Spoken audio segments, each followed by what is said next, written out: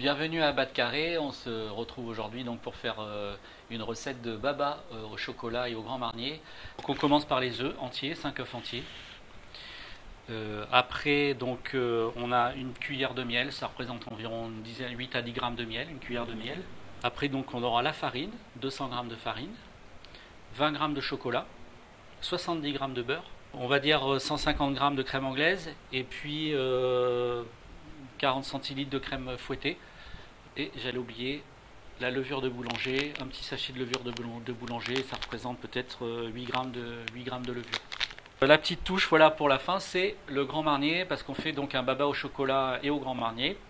Donc en fait on fera un petit sirop léger tout simplement, de l'eau, du sucre et une écorce d'orange, et puis on mettra un petit peu de Grand Marnier pour imbiber notre baba. On chemise donc une fois avec du beurre, comme ceci. On va les laisser prendre au frigo pendant une dizaine de minutes et on refait l'opération une deuxième fois. Donc on les met dans une plaque, ça gagne du temps. Pas besoin de... On met tout ensemble au frigo. Donc on casse les œufs dans le bol mélangeur. Donc ça fait 5 œufs. La quantité exacte c'est 250 grammes. Donc on ajoute une bonne cuillère de miel.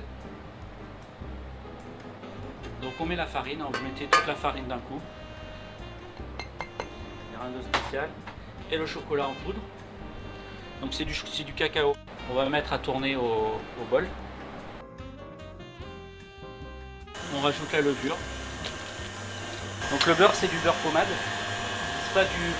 c'est pas du beurre fondu, c'est du beurre pommade. Et donc après on monte en fait d'un beau ruban. On a une pâte qui est bien homogène, il n'y a pas de grumeaux, elle est bien lisse. Une deuxième fois, bien rechemisée. On met un petit peu de farine dans un moule. Voilà. Et donc, on tapote comme ça sur le côté. En fait, pour imprimer la farine sur le beurre en fait. On donne un premier coup comme ça, on laisse tomber la farine. On retape dans ce sens-là pour enlever l'excédent et on a un petit moule à baba bien chemisé. Le baba, il va monter. Donc en fait, ce qu'on veut, c'est avoir le maximum de quantité qui monte, mais en fait, on veut pas qu'il monte, on veut pas qu'il déborde. Donc ce qu'on veut, c'est quand il va monter, il va pousser avec la levure, c'est qu'il arrive aux 3/4, presque en haut du moule. Donc voilà, donc on met une cuillère. Alors ce qui est bien, c'est de ne pas laisser toucher sur les côtés, de le laisser tomber comme ça. On prend les moules et on va les mettre sur le four en fait. Donc là ils vont pousser. Alors à la maison, si vous n'avez pas un four, vous avez peut-être un four encastré, vous les laissez sur votre plan de travail et puis avec un torchon ils vont pousser. Mais là c'est vrai que sur le four, comme il y a de l'air chaud qui sort, ça pousse un peu plus vite. Donc on prend une crème ordinaire, enfin une crème normale, entière. Et donc on sort, moi je mets souvent le bol au congélateur, comme ça le bol est bien froid, la crème fouettée, la crème est bien froide aussi, et puis tout simplement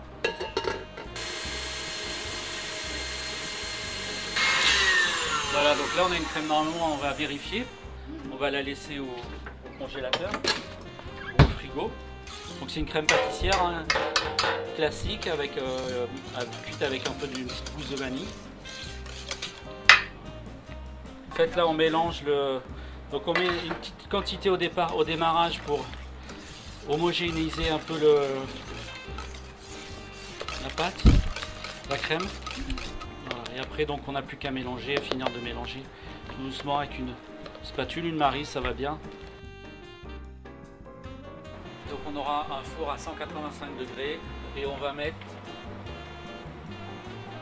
12 minutes. J'ai fait un petit sirop léger, donc quelques écorces d'orange, de citron, une gousse de vanille, de l'eau, du sucre. Donc on le met dans une casserole.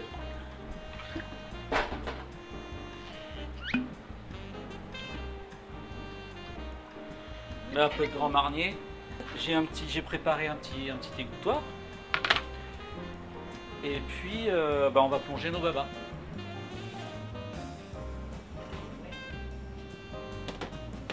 baba. Voilà, le baba qui cuit.